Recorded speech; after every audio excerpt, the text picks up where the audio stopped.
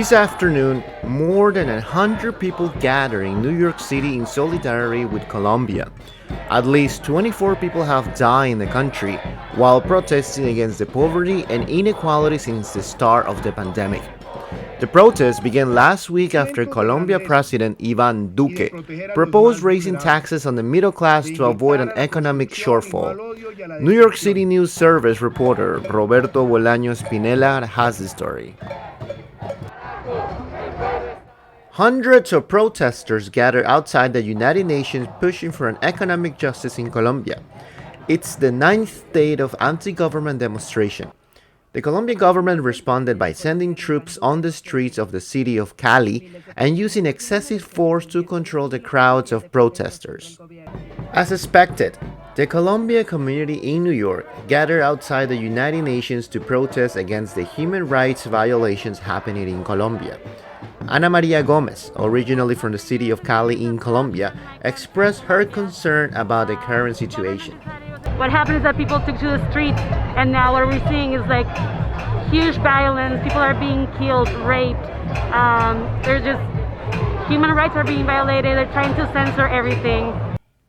According to the New York Times, Latin America was one of the regions most affected by the virus in 2020.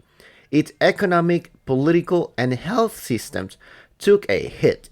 Mauricio Vega, the organizer of the protest for the Colombian community in New York, expressed his concerns.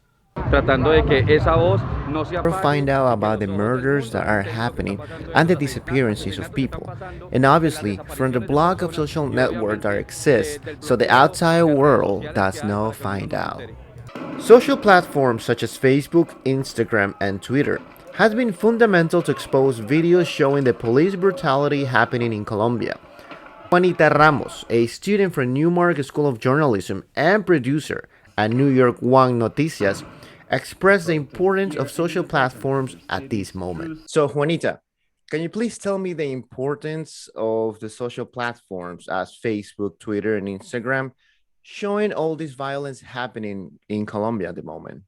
I think the most important of this national strike in Colombia is the social media, because it's the only way that Colombians around the world has been able to see the police abuse, because clearly the access of the national media has been limited.